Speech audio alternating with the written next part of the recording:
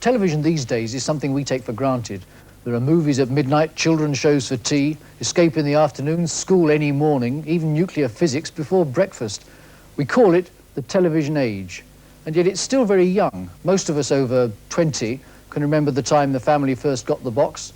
Now it's everywhere, and if the spread has been swift, then the development of the medium itself, of the skills of the people who make the programs, the techniques available to them, has been even more startling. It was in 1936 that the BBC started the world's first regular public television service. Now, I can't remember 1936 any better than you can, but it wasn't exactly the dark ages as far as communications were concerned. Popular newspapers had sophisticated presentation, fast international coverage.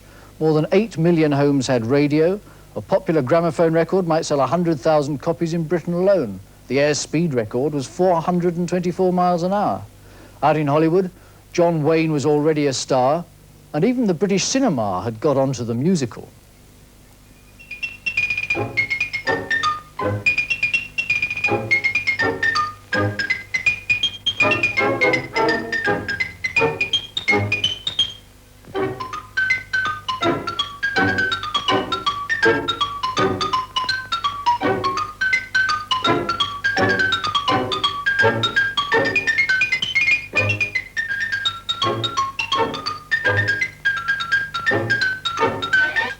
That was popular entertainment the year television came onto the scene.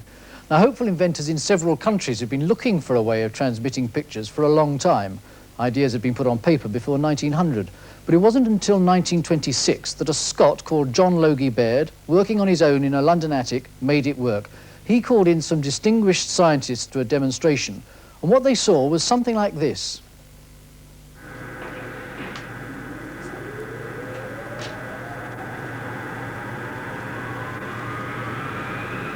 Baird's mechanical method was to prove a blind alley, but its announcement, and he was a great publicist, put the pressure on everyone, so that by 1932 the BBC was asked to test both Baird's system and a new one being developed by the scientists of EMI, then a company making records and radios. It was the EMI system, using electronic techniques, that won and was used for the BBC's new regular service in 1936. You may have seen the way it was launched by Miss Adele Dixon. This is direct television from the studios at Alexander Palace. And now you're going to see and hear someone you know well. A mighty maze of mystic magic rays is all about us in the blue. And in sight and sound they trace living pictures out of space to bring a new wonder to you. There's joy in store, the world is at your door.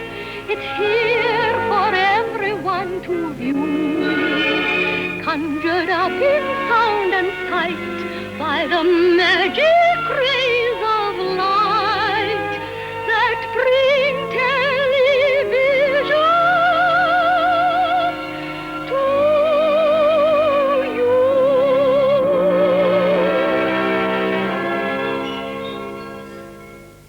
And if you think we've come a long way since then, there's more to come. Because that wasn't what the viewers saw. That was a film of the occasion shot by the BBC for its archive. Video tape recording didn't come for 20 years, so those early programmes were all live, and we've no record of them. Still, the pioneers pressed on with enthusiasm. Next year, miles of cable were specially laid to do an outside broadcast of the coronation procession of King George VI.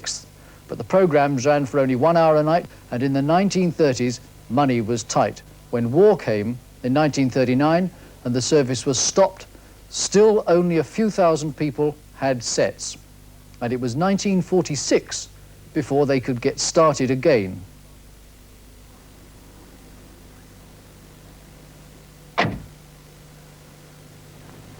Good afternoon, everybody. How are you?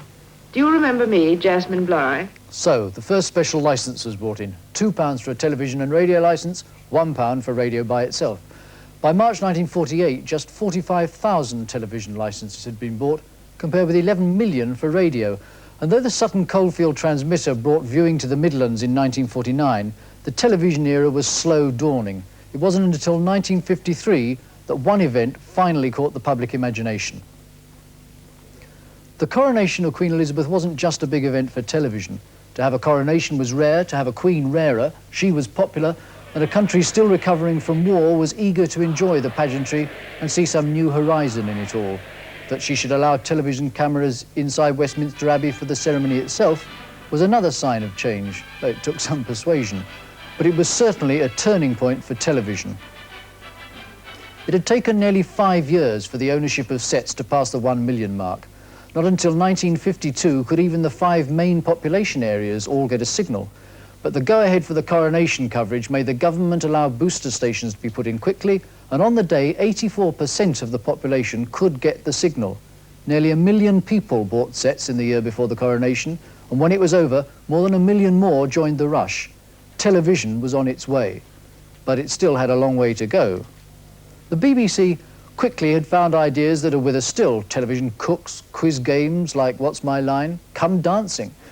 But some people came to feel that the approach might be wider, of the announcing style, for instance. This afternoon, we're proposing to take you on 2 visits to the London Zoo and 2 to the seaside, Southend to be precise.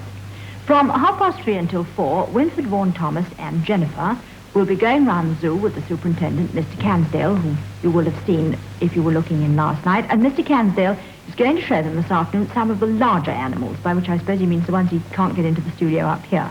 And then between 5 and 5:30, we're going back to the zoo again, when Winfred and Jennifer will be taking round our 2 children from France, Michel and René, and showing them some animals at the zoo. And I think Mr. Cansdale will be with them again.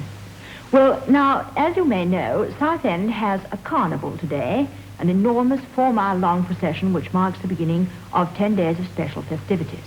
So for the first quarter of an hour, between now and 3:15, we're going over to, between 3:15 and 3:30 rather, we're going over to Southend, and Brown Johnson is going to describe the scene as the people wait there for the procession to pass. It will actually be passing our television cameras between 4 and 5, so therefore after we've been to the zoo at 4 o'clock, we shall go back to Southend to see it in its full glory. Then there was the news. The BBC was very proud of its news service on radio, so it was television news, sound only, and what you missed in the week you could always catch again on Saturday.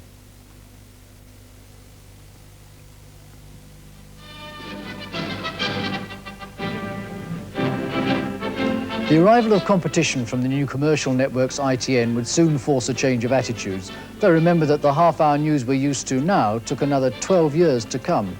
But you can see how attitudes shape what people think is news. Even with moving pictures, would a royal visit today be reported in this detail? As shown in this wire picture, and first she visited the Hawker aircraft factory nearby. Then she drove along Blackpool Promenade to Fleetwood. From there she went to Barrow-in-Furness, where she was shown over the naval shipyards. Even in the BBC, some people in the new television service were itching for change. Outside there were plenty more, arguing that competition would be a good thing, and they won. In September 1955, Britain got its second television channel, independent television, ITV. It is our desire and hope in these last dwindling minutes before we pass into the exacting domain of public life, that in the years to come, we may preserve one of the proudest boasts of England, the rights of free speech, fair play, our own particular brand of decency and tolerance, our own particular brand of humor and common sense. So, here we are in 1955. The world's first television service started nearly 20 years ago, but still only 4.5 million households have television sets, compared with around 18 million now. You still can't record television programs decently. When you do them live, it's with hot lights and heavy cameras. But change is coming. A second channel, videotape recording, satellites, a third channel, colour television, pictures from the moon. This is where the television era really begins, barely 20 years ago. But before we go too far, it's important to see how we got this system and who makes the decisions, because that affects everything you see. ITV and the BBC can't show you Bionic Woman or Kojak all night long because there's a rule against it. They can't make enough spectacular programs of their own to show you new ones every night because they don't have enough money. The ITV company in your area would have to give you a program about news in your region, like it or not, because it's told to. So, who makes the rules? In theory, we do. That's to say, society as a whole does. So, because in our society, the big decisions involving us all are made through Parliament, that's where it starts. Anybody with enough money can start a newspaper, open a cinema, print books. Nobody can open a television or radio station without Parliament saying so. The ITV system is set up under an Act of Parliament called the Independent Broadcasting Authority Act. The present one runs until 1979. So in 1979, Parliament must pass another one. And if it decides not to, ITV has to pack up. The BBC is set up under a royal charter, which in theory is granted by the Queen, but also has to be approved by Parliament. The present BBC charter also runs to 1979. And if Parliament then wanted to change it or stop it, it could. But one thing people in this country have long been cautious about is letting politicians have control over the means of communication. To be fair, most of the politicians have felt the same way.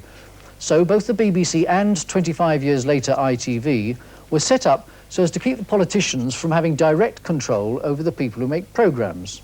The government appoints 12 people as the Board of Governors of the BBC and 12 people to form the Independent Broadcasting Authority over ITV.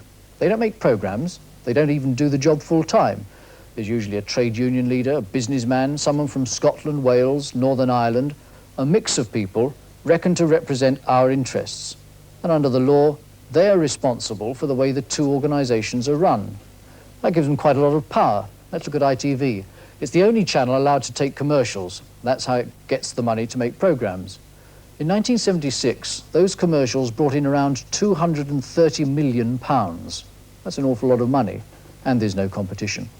So instead of giving it to one company, the IBA back in 1955 split the country into regions and gave each region to a different company.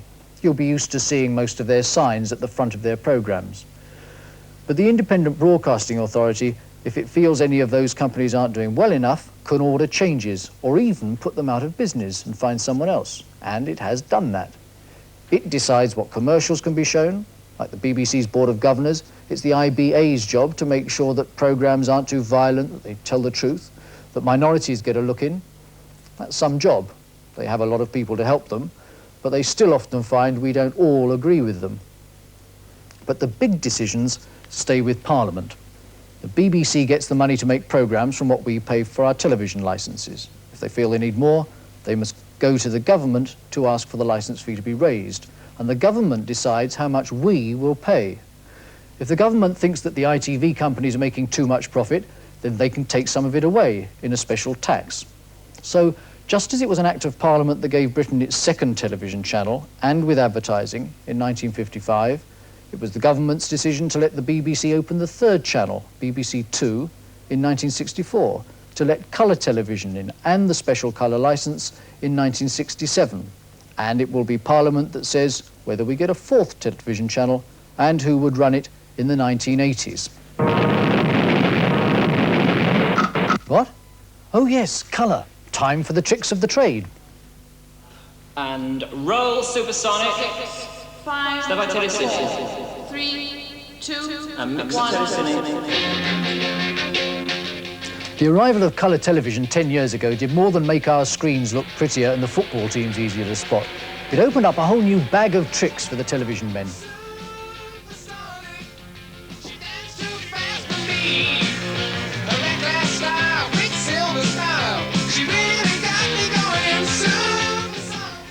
You'll all have seen this sort of thing on the news so often, you'll have stopped noticing. Whether you're watching on a colour set or in black and white, you'll be able to see this beautiful picture of Leeds Town Hall, which is more than I can, because it doesn't exist in the studio at all. All I've got up here is a blue patch stuck on the wall. The picture you can see comes from a different camera and was put there electronically, but it takes a colour camera to do it. Inside the old black and white television cameras is an electronic tube, like this one, only bigger. It creates its picture by responding to the different levels of brightness or lack of it in whatever you point it at. And that's the information sent to your television set to put together again in a copy of the picture in shades of grey. But a colour television camera has 3 of these tubes, and they respond not just to the brightness of what they see, but to the amount of each of the primary colours in everything. One tube finds the red, another the blue, and the third finds the greens. But it's having it all split up into those 3 colours as it comes through the camera that opens the way for the trick. Let's get rid of Leeds Town Hall first. That leaves us with a blue patch. But look what happens, for instance, if we decide not to send the blue information. Very odd. Because that patch on the wall is blue, if we cut out the blue tube, you actually get a picture with a hole in it. And having switched part of the signal off, you can switch something else in to take its place from this film machine in the basement, from the moon, or even a different picture of me from another camera in this studio. Unfortunately, the real name of this trick varies according to where you find it. On ITV it's called chroma key. The BBC call it colour separation overlay, which is more helpful because separating colours is what it does. Of course, there can be problems. The camera can't be choosy. So although we could select red and put a picture on this, look what else would happen. That's why blue is the usual key colour, because it's easier to keep it out of other things. You do have to watch what you're wearing in this place, though.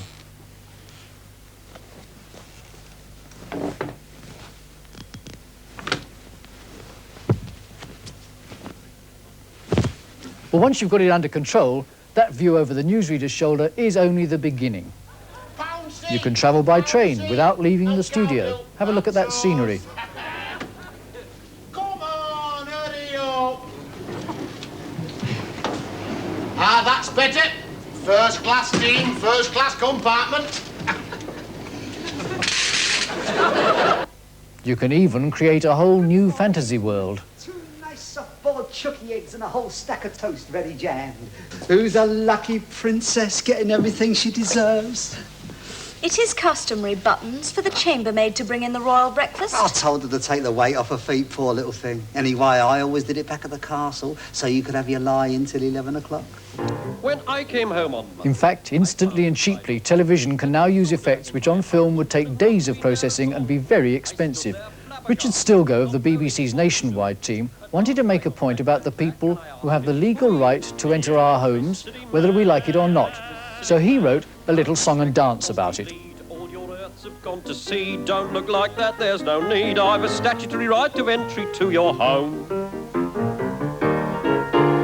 When I got home on Tuesday, a second one found I. And when I said, please go away, I got this stern reply. I am the gas repairman. He is the gas repairman. And your meter needs repairs. Is it underneath the stairs? Have I caught you unawares? I've a statutory right of entry to your home.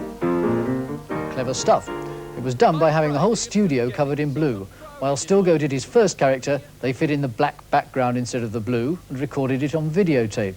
Then he did the second character, and they fed in the first tape with the electricity man on and recorded the result. They now had a tape with two Stilgos, and that became the backing for the third, and so on. He had to work out the steps carefully, pre-record the sound, and have some marks on the floor to show him where to stand each time. But once they were in the studio, it took about half an hour. On film, it would have been too slow and expensive to contemplate.